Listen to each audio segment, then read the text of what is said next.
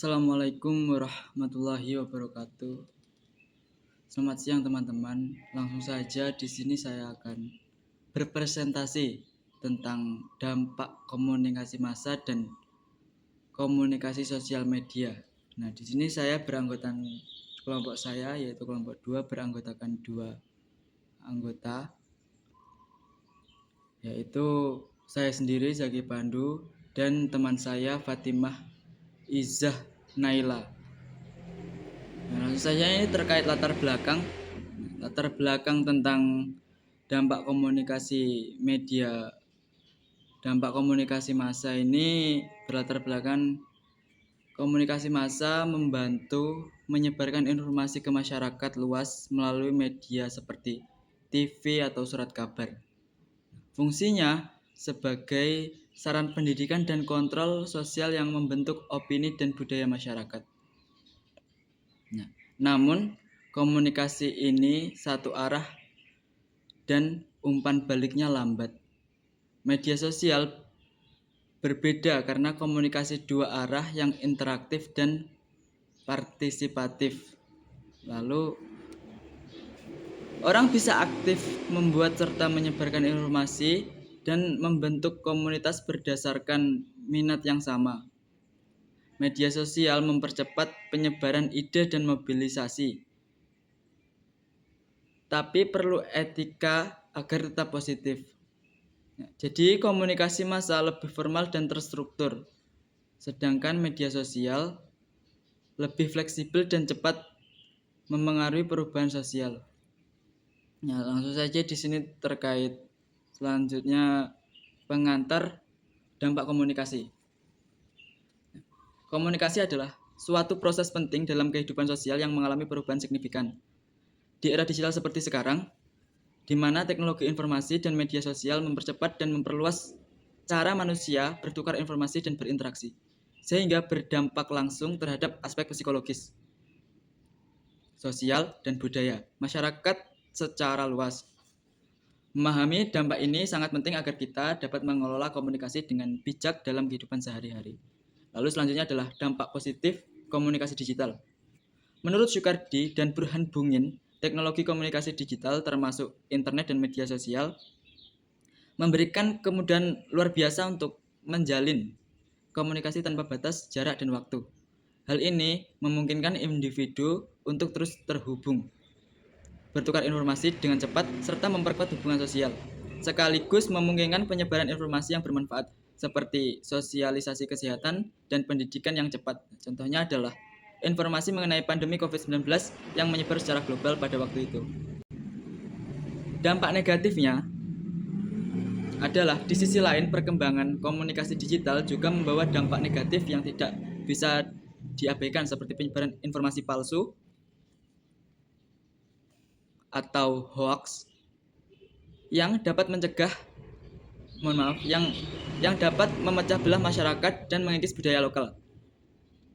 Selain itu, ketergantungan terhadap media sosial menyebabkan individu mengalami gangguan psikologis seperti kecemasan, stres, hingga isolasi sosial karena komunikasi lebih bersifat virtual dan kurang tatap muka langsung, yang juga berdampak pada kualitas hubungan sosial. Nah, lalu selanjutnya adalah dampak sosial budaya komunikasi digital. Perkembangan teknologi dan komunikasi digital turut mempercepat proses akulturasi budaya dan perubahan sosial. Kadang menimbulkan tantangan serius untuk menjaga identitas budaya asli. Media digital mempermudah penetrasi budaya asing, mempercepat gaya global, serta menggantikan sejumlah nilai-nilai norma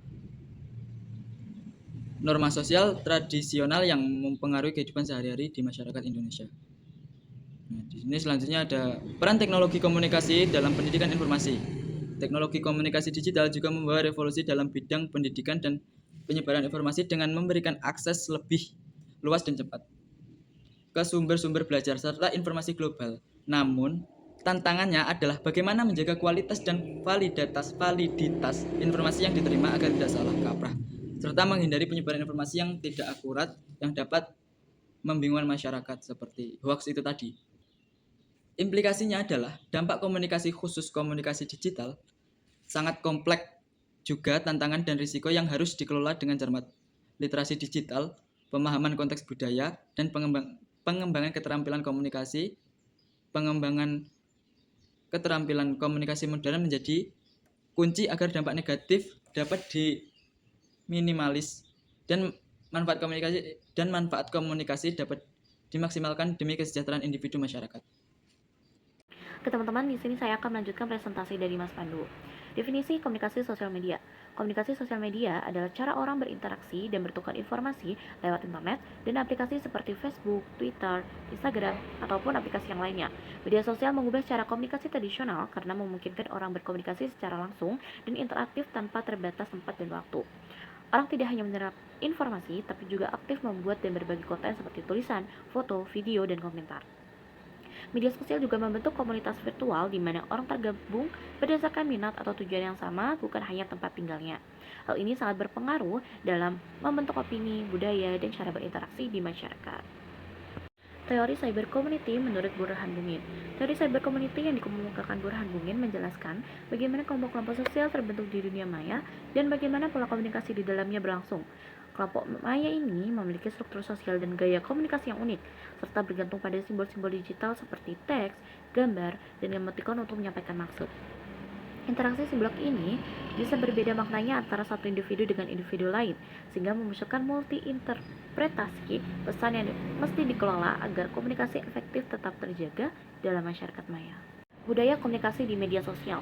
Budaya komunikasi di media sosial berkembang dengan ciri khas tersendiri, di mana pengguna cenderung menyampaikan pesan secara singkat, padat, dan simbolik. Misalnya, pemakaian emoticon dan meme yang berfungsi sebagai simbol komunikasi yang menambah makna pesan. Selain itu, kebiasaan memberikan komentar cepat dan membagikan pesan secara viral menjadi bagian dari budaya komunikasi yang mempercepat penyebaran informasi sekaligus membentuk opini publik secara masif dalam waktu singkat. Selanjutnya ada fungsi dan peranan komunikasi sosial media. Komunikasi sosial media berfungsi sebagai alat untuk membangun identitas sosial, menyebarkan informasi, membentuk opini, serta menjadi sarana hiburan dan interaksi sosial yang luas. Media sosial juga menjadi medium penting dalam kampanye sosial, pemasaran digital, dan pemberdayaan masyarakat. Burhan Bugin menekankan bahwa media baru ini memberikan kontribusi besar terhadap pembangunan sosial, bahkan mampu mengubah paradigma komunikasi tradisional menjadi komunikasi yang bersifat lebih terbuka, cepat, dan interaktif. Dampak positif komunikasi sosial media.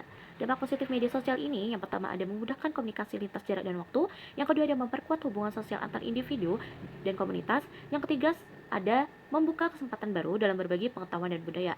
Melalui media sosial, masyarakat dapat saling memberikan dukungan sosial, memperluas jejaring sosial, dan memperoleh akses informasi penting secara cepat. Media sosial juga memungkinkan partisipasi masyarakat dalam dialog sosial dan proses demokrasi secara lebih inklusif. Dampak negatif komunikasi sosial media. Namun, komunikasi sosial media juga membawa dampak negatif seperti penyebaran hoaks, konflik sosial akibat multi-interpretasi pesan, serta kecanduan penggunaan teknologi yang menghambat komunikasi langsung.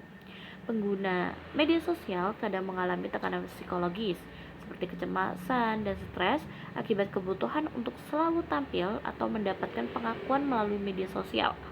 Selain itu, komunikasi yang cenderung singkat dan simbolik rawan menimbulkan salah paham dan polarisasi dalam masyarakat maya. Tantangan di era komunikasi sosial media. Komunikasi sosial media merupakan fenomena yang sangat kompleks dan berpengaruh besar dalam kehidupan sosial modern. Sementara ia membuka ruang interaksi yang luas dan dinamis, tantangan yang dihadapi adalah bagaimana mengelola komunikasi tersebut agar berjalan efektif, sehat, dan bertanggung jawab. Literasi digital dan pemahaman budaya komunikasi maya menjadi kunci utama supaya masyarakat dapat memanfaatkan media sosial secara optimal tanpa kehilangan nilai-nilai sosial dan budaya. Oke teman-teman, dari panjangnya penjelasan saya dan Mas Pandu sampaikan, dari sini kita menyimpulkan bahwa komunikasi digital adalah cara berkomunikasi menggunakan teknologi seperti internet, komputer, dan ponsel sehingga pesan bisa dikirim dan diterima tanpa harus bertatap muka langsung. Komunikasi ini memungkinkan kita untuk berinteraksi dengan cepat dan dari jarak jauh, menggunakan berbagai bentuk seperti teks, gambar, video, dan suara. Teknologi ini memudahkan pertukaran informasi yang lebih luas dan cepat dibanding komunikasi tradisional, sehingga sangat penting di era modern sekarang. Sekian presentasi dari kita berdua, kurang lebihnya mohon dimaafkan. Wassalamualaikum warahmatullahi wabarakatuh.